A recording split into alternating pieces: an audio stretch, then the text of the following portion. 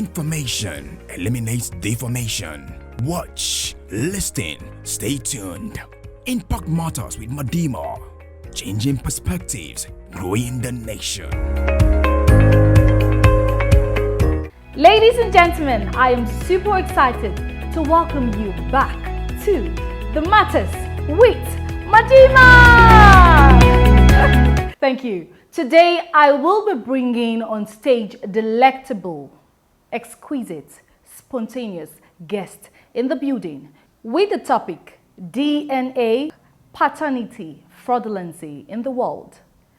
Now come with me as I bring to the house a senior associate of the LX Partners, a leading full-service commercial law firm in Nigeria. She is a depression counselor, a visionary, and a chairperson of the John and Rebecca Epobo Foundation, and also a distinguished man who is a member of the Association of Pediatric Surgeons in Nigeria. He is the Senior Special Assistant to the Minister of FCT Health and Hospitals. He is also a woman advocate. Do not touch the dial, just stay tuned as I bring you back here with my beautiful guest. Thank you. Tuned. Impact Matters with Madima. Changing perspectives, growing the nation. You are highly welcome, sir, and now you are highly welcome. So this is the Impact Matters with Madima.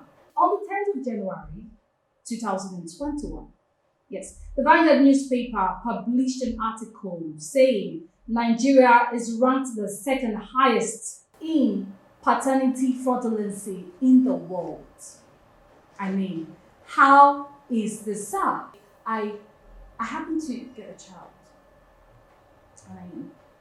This child, I have been with this child. I literally saw this child grow up for over 20 years of my life.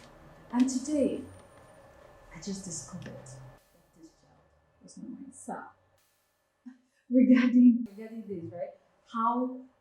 What do you think, who at this point would you blame in terms of family structure? Who would you blame? But anyways, before we get on there, I would really like you to please describe to us or tell us what does DNA strand means about. Just tell us, please. Thank you very much, Madina. DNA is an acronym for. No need to go and start confusing people, but it's an acronym to show the nuclear material within the makeup of any living thing, either a plant or a human being. In this case, is if each family has the same, there's some semblance or resemblance in their DNA. If you notice, some Africans, Afro-Americans recently, as far as about 10 to 15 years ago, decided to start tracing their genealogy to Africa. And it's DNA testing that they used. They took their own DNA material and they compared to DNA material. There were some banks, some DNA banks in some places. And they were able to trace that some of them came from West Africa. Some even was able to trace their own to Ghana. So it's a genetic material that you get from human cells, and with that, looking at it through electron microscope, you can see that this one is this one resembles this, and this one does not resemble that. I'm just trying to make sure I use the layman's language. So that way, you can actually confirm that somebody fathered a child. And then when we go to the second part that we're talking about, if suddenly somebody wakes up 20 years later and you do a DNA test on the child and they do it yourself and you find that there's no congruity, that means somebody. There's a mix somewhere. There's a mix somewhere. Okay. I know that the normal human being they'll say the woman cheated, but it's not as simple as that. There are two things we need to consider here. First of all, the integrity of the test has to be ascertained. The lab that it was done, was it a lab you can trust? In testing, in doing laboratory testing, there are two things we look at. We look at in fact three. Two of them are in the technology part, one of them is in the human part. there's something we call the human equation. The human equation now comes into the dexterity of the laboratory scientist. Is he or she doing all the things that needs to be done to get a good test? And then on the machine side, there are some machines you have to calibrate every 48 hours. If you don't calibrate them, they'll give you a false result.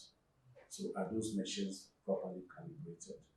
And then the last one was if it's a reagent, what the correct reagent to use and all that. So those are the things that will now say whether it is a positive and completely positive or a false positive or false negative test as it were. Okay. Then the other component is the human element. Once you say, this is a man that is saying that this is not my child because they've done the DNA, the first accusation will go to the woman. The woman has cheated on me, went and had extramarital affair and got a baby and now say it is mine. But it's not as simple as that.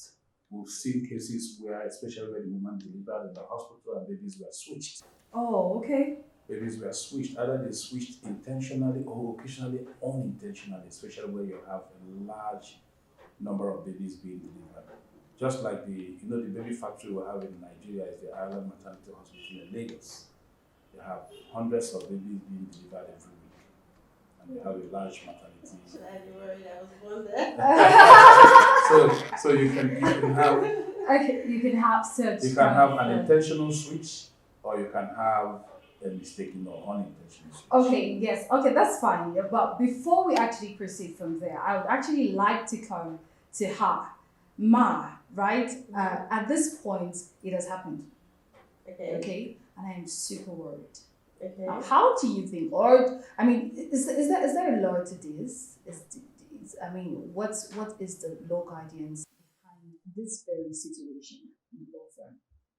Well, so in the legal perspective, there's a marital aspect of parental relationship. Some parents are married, some are not. Some are married under the act, some are married under tradition. I hear that in a couple of traditional settings, when a child is born into the confines of a marriage, it doesn't matter whether that child was brought through infidelity. The child born into a marriage is going to be the child of the father in that marriage.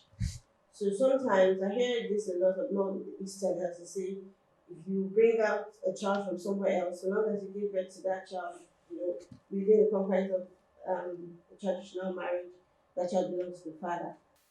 Whoever the husband to that woman is at the time is the father. In the law aspects, when people are married and there's a situation that arises that gives room to doubt for whether the child belongs to the father, as the child knows who the father is, something must have arisen. There may have been suspicions.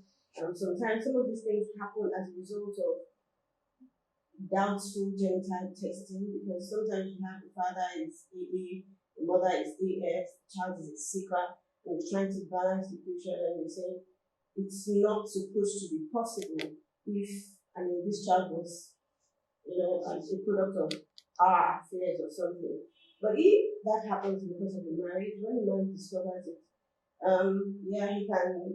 he can there's something called destitution. He can severe his father in the relationship. But other than the legal aspect, there is more of the emotional, the trauma, the psychological. Exactly. Yes. So let's come on to that. So it's there for the woman, it's there for the man, it's there for the child. If a child has grown and attained adulthood, it's really difficult to convince that child that, for example, if I were his child and I know him to be my father and I grew under his care, and tomorrow something happens and I find out that he's not my father, I won't be eager to find my father. This is the father I know. This is the father I want to know. Exactly. How am I going to move on from this knowledge? Exactly. Okay. But I think overall, the coping mechanism or how to deal with it would be determined from how the subject matter arose. They arise out of a case of infidelity. Is there going to be acrimony between the parents on account of this discovery? There's a lot of issues to be considered. To this, sir, do you think, could you please tell us how you think this could be found out? Yeah, Yeah. I think she even alluded to how some of them will come.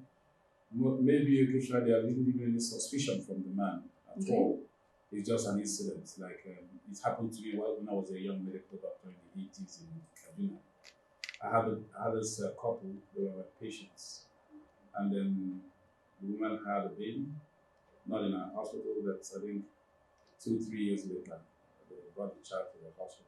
And one look I took at the child, I knew the child was a sick one because there are some people who call spot diagnosis. But I didn't want to conclude. And I told the woman, I'm sorry, we need to run a genotype test on your child. And I asked the woman whether she knew her genotype. She said yes. I said, if you wouldn't mind, we run your genotype. So we ran the genotype because the woman was saying that her child wasn't a sick one. So when we ran the genotype, the child came out SS. So the day the woman came and said, I told her that the child was SS, she threw a lot of tantrums. I said, what nonsense is this? I am AS, my husband is AA, there's no way we can have SS. Okay. I said, madam, I didn't do that, but if you like, you can go somewhere else. But because I knew there was going to be acrimony, I actually did what I call other tests. That's a term we use in medicine. Go to another person to check out what you have done. So I went to 2 other laboratories, and they all confirmed SS before I even presented this thing. Oh. So she made so much noise, abused me in the hospital, and I told the woman to cool down. And I did get angry because I knew there's an emotional, it's going to be a bigger problem. So when she threw all the tantrums, I said, madam, you're AS, isn't it?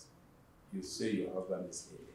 Why don't we invite your husband? Let's do his AA. It's a genotype to confirm. He said she saw her husband is AA. I said, but this child is SS. If you like, go check it anywhere. So when she was about to leave, and I said, madam, I'm going to call your husband. Your husband is going to come here for us to check. She went to the door, came back, collapsed into the chair, started crying. She knows something was wrong. So, and then I gave her tissue paper to clean her tears, and I said, okay, what do we do now? Okay. She said, actually, that she had an extramarital affair. Okay, now, good. Now, That's how the pregnancy came about. Okay. But she didn't know at Okay. that time. She Yeah. thought that child was actually her husband's, but she didn't know that it wasn't. Okay. Okay. Well, now, so as regards to this, right, when a situation like this is brought, okay, to judgment, okay, now, who do you think, or who's really going to be on the winning side at this point, and how would this case be judged? Okay. Yes, guys, it's been a very super amazing one all through with my very beautiful and amazing guests in our midst. Do not touch the dial, as I will be back here on the station. Stay tuned. Information eliminates deformation. Watch, listen, stay tuned. Impact Matters with Madima. Changing perspectives, growing the nation. So, Mrs. Rebecca, yeah, as you happen to be a depression counselor, yeah, at this end, and as regards to what he said, you know very well that this would really, really tamper emotions. Right. Good. So, as regards to that, I mean, if this case is taken, okay, to the court, I mean, how is it going to be looked at or into? Yeah, and then who do you think at this point would actually be more beautiful here? Well, so obviously the woman. Okay, just as everyone would say. Yeah, because Okay. well, that's what everybody would say. But like he has already told us that there are a couple of issues to look at. Okay, now, so can we Before talk we- about what we feel that can be the cause of this Can we talk about that before we get on to the main thing? Yeah, so like definitely infidelity is always the number one point of call. A lot of people believe that once there's um, a scenario where the father is found not to be the biological father of the child, the woman definitely she had committed adultery at some point. That's the first point of call. But sometimes, like you also said, that may not be the case. I've also heard of a story where a woman, kept insisting even after the DNA showed that the father was, there were no matches, and she insisted that she didn't have an affair. Okay. And this went on for years and years, and eventually they said, okay, let us test your DNA with the child. And she didn't match the child either. So it turns out that the child is not even hers. It's not even for that family. The father. Okay. And you know the scenario where, multiple children born every minute, they're trying to cut the cords, they can be swapped in between. And that was what happened in their own case. Fortunately, they went down, many years down the line, got everybody that voted on that same day to bring back their children. They were able to locate the actual child. Okay. Okay. But it created a lot of emotions because, the family of the man already were accusing the woman. The woman was depressed because everybody would not believe her. Even after it became revealed that there was nothing of her fault in the whole process, she had been, disreputed. And how many people that heard that she committed adultery will also hear that that was not the case? When things like this happen, I think that the first thing the parties involved should do is to calm down. It's very important. A lot of things can go wrong from that moment. If you're not careful, even that child can commit suicide. The child is in the middle of all of this. And before we start finding out the true facts from the different facts, if a woman actually has, been unfaithful to her husband, she shouldn't let it linger. If it is obvious that the truth is going to come out anyway, as a depression counselor, my position is don't let it go out there. Resolve this matter as quickly as you can. Within, yeah. Call your husband, make your confessions, if he requires, the extended family to an extent, nip it in the bud. Whatever the man decides at that point, you can't force yourself on him. If he thinks that, this is unpardonable, this is unimaginable, I can no longer, both parties will need time. But the most important thing is, in the midst of all this, they should be worried about caring for the mental health of the child. That is the direct recipient of whatever decisions that come out of this. But talking about the court side, Good. you want to call it paternity fraud. So who is suing? Is it the man saying a woman has lied to me all my life when she knew that this child was not mine? In law we say that every crime has two elements. You have the mensura, which is the intention, and you have the actus reus, which is the act in itself. So sometimes those two don't match.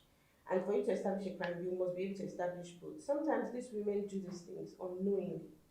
And sometimes, they never get to make up their minds about who they want to marry. This is very common for first children.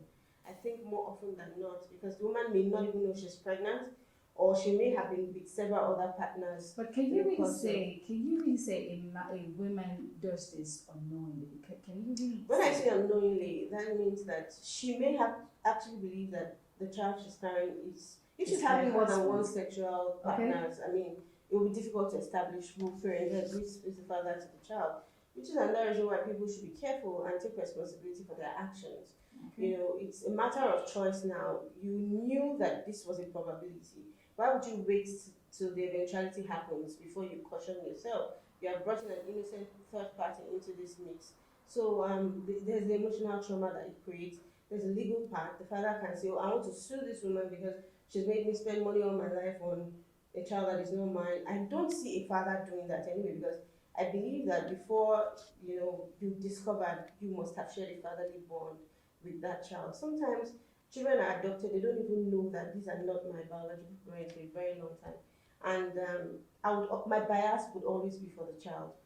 When parents find themselves in this kind of scenario, they should always remember that there is an innocent third party in the midst of all this. So the bias is for the child. Let's see how we can protect the child from this mess. Let's see how we can protect his mental health. Let the parties that are wrong take responsibility for their action. Seek how to resolve this before putting it out there. Putting it out there, especially in the courtroom, it's a permanent label on that child. I don't think that that's the best step to take. Okay, people may have been hurt, but there may be a better way to handle issues like Okay, so at this point, what if the man insists? What do you think could be the solution, or what could be the final judgment? Okay, from that. So the it depends on what he's seeking from the court. So he could go the civil suit and say, I want to be paid damages for being lied to all my life, for deceit, for misrepresentation, for. But when you introduce something like fraud, that's a crime. okay. That's a crime. That's not even the case of the man. This is the police. This is the state handling the prosecution. And of course, there will be legal consequences. There may be imprisonment. There may be option of fine. So whoever is found to have been guilty definitely will face the brunt of the law. But at the end of the day, before going to court, you have to decide, what am I trying to achieve? Am I trying to punish her? Am I trying to get damages? Am I trying to ridicule her? What is the intention behind that? You know. So Okay. a lot of things. I think you actually answered the question I actually had here for you, because I wanted to say, is there anything like, you know, being sentenced to prison or something? Yeah, possibly. I mean, if you're convicted of fraud, there's imprisonment term for that, depending on the law under which you have been charged. Every law that sets out a crime also provides a penalty for that crime under the law. So you would have to face a penalty for that crime. Oh. Okay. All right. Thank you very much for that answer. I mean, that was super great. Now, I want to get into the sense or the scene of distrust. Okay. Yes. Doctor, could that be a state or sense where the woman runs a test even before the baby is born? Or so, because actually, so many couples that, somehow, see running a test as a sense of distrust. So at this point, what you have to say? Do you think that having a DNA test be introduced before a child is born, that's to actually help in the control of this very problem? That's a very, very interesting scenario. What you're talking about doing what we call a minor synthesis, where you take a DNA material from the fetus and then do a DNA test and see whether it matches with that of the man. So in the case that you do that and you find that it's not your biological product, what do you do? Terminate the pregnancy? So it becomes a big moral question. Yeah. The only times that is morally allowed is that you do an synthesis and you find that the baby is going to be a second. Some people will say it's done right now in medicine. We do a synthesis for couples who are discordant, that's ASS. And if it's a sickler, they might decide that they don't want to continue with that pregnancy. But if it's just for paternity tests, I don't think a lot of people will buy it. The damage is also been done in terms of emotion, because once that is done, so the man is still going to say, you were faithful to me, get out of my house. So, but I think that question you asked, I should actually go to the women out there. Yeah, So there's a second part to that question. What if you do the test and it's your child? Do Okay. you think she will be happy to know that you had to do that to confirm that she's faithful? Okay. I don't, for me, well, different people with different ways of doing things. Why would I want to go and do an amino synthesis to confirm that I understand my child? Then why am I in the house with the woman? Okay, let's see that. It's something that shouldn't even be thought about. It's completely going to destroy the fabric of marriage. Of living together.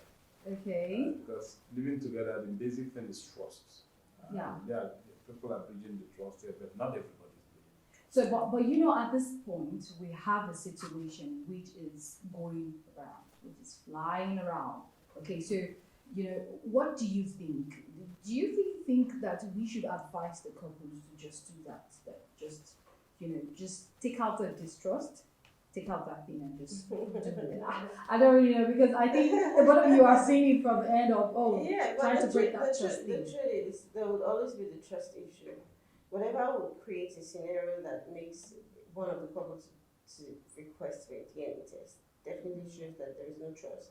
Mm-hmm. Okay. It doesn't show that there's trust in that marriage. Okay, so are you saying we should just leave it? What if there is no reason to check? Okay. If there is no basis, like if there is no very concrete reason, for example, you're not having a case of genotype drama, if I don't think there's a need to check.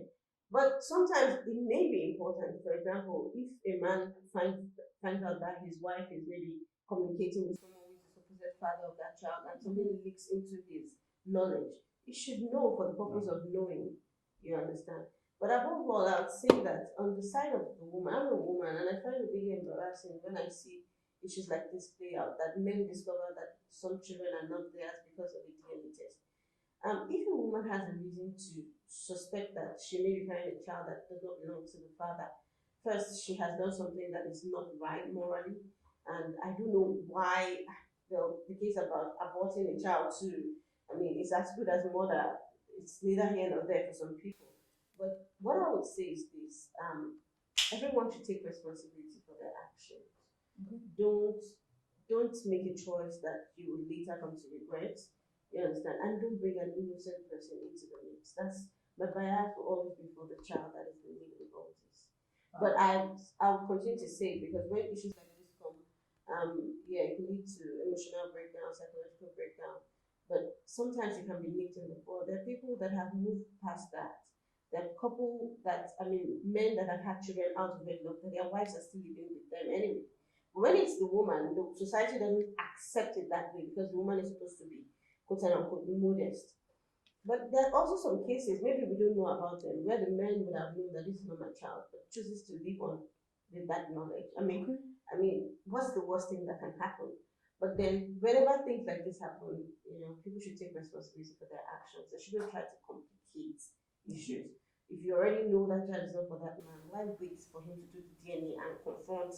I heard about stories of a woman that knew that these children had not for her husband, and then she with the day the man was going for a DNA test before they went and came back, the limit had told she had packed her things and ran away because she couldn't live up to the truth of being confronted with what she had done. But it's really embarrassing. It's very embarrassing.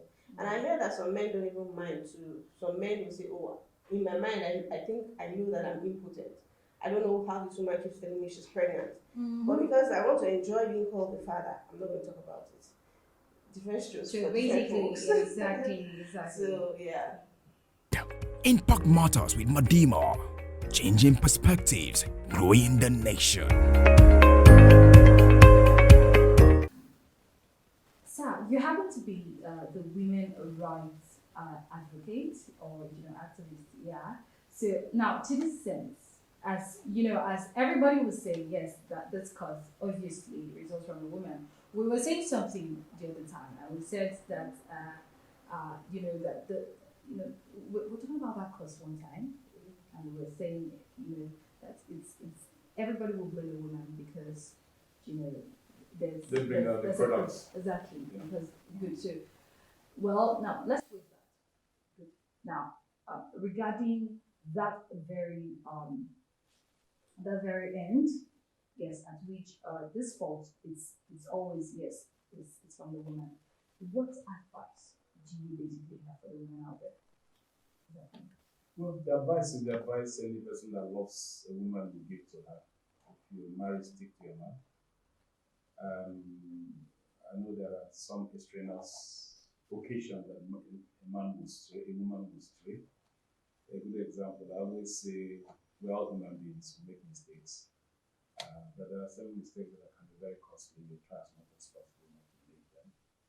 Um, a good example for people who do not live together. A man maybe is a soldier, fighting a war hundreds of thousands of miles away, and then the wife is there 1 year, 2, 3, 4, 5 years. And nowadays, this abroad marriage where you see a man married to a woman for 4 or 5 years, the woman hasn't seen her husband, and then there's a slang, but good. They starts trying to have an affair because of their own emotional upkeep. But the important thing here is to know that there are consequences. It's much more on the woman because, like we have already established, you produce the products of that infidelity, whereas the man, nothing concerns him. He can sleep with about 100 women. So far as they can even have babies. The only thing they can accuse the man, you have a baby, the man will say, "Are you sure it's my baby?" The paternity test there is to show that you own and you have to have some responsibility. It doesn't affect the man's marriage, except a woman will now say you've been cheating around me and want to leave the marriage. It is very, very rare. So my advice to women is to be more careful, especially when you're in multiple relationships before you settle down that this is the man you want. So make sure if you are pregnant, you might have to probably make a decision, and that decision might be hard to say to the man, you have to wait. You have to wait, let me have this baby. It's a tough thing, it's a tough sell. But the important thing is if you're in a multiple relationship.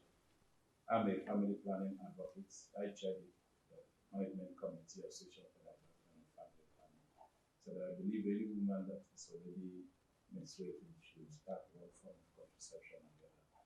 Whether you're in marriage or not, so far as you're going to be having sex, it's important to make sure you protect yourself from having a pregnancy that is out of wedlock unless you want to keep the baby. So that way you protect yourself from this sort of emotional imbalance.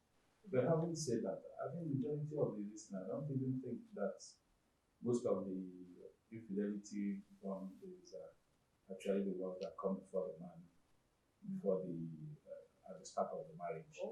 Yeah.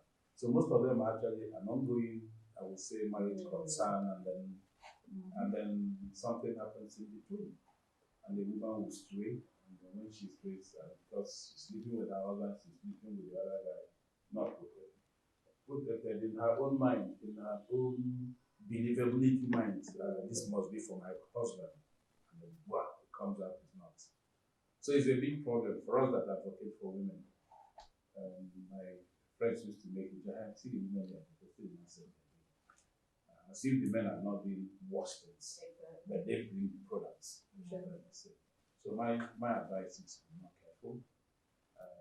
I'm not here to judge anybody. Everybody makes a mistake, but there are some mistakes that are very costly. Another thing also, science. Science occasionally might not be so absolute, especially when you consider those things I talked about, personal emotion, calibration of the machine, and maybe the reagents. They can just give a false positive. And then that means you also have to watch where you go to check. You understand? And finally, something that can just, like I mentioned before, something that you're not responsible for, that your husband is responsible for. Maybe just a careless nose in the maternity session, switching your baby. So therefore, nurses too should also be advised. Not just not all healthcare workers. Exactly. Everybody must be careful. It's everything that goes around people stratum or strata of medical care. So that's my advice. Thank you very much, sir. The law does not know whether you're a woman or you're a man. The law is blind, and when you see the symbol of justice, it's veiled. It doesn't care. Whoever faults the law gets the penalty under the law. It's not about gender. If you fault the law, you get the penalty. So don't fault the law. Don't commit fraud, basically. Because if somebody charges you for criminal, criminal action, you will face the course of the law.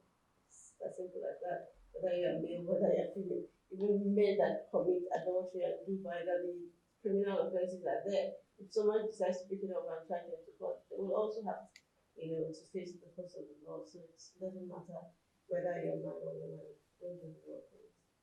This program is proudly brought to you by Montage Africa Media.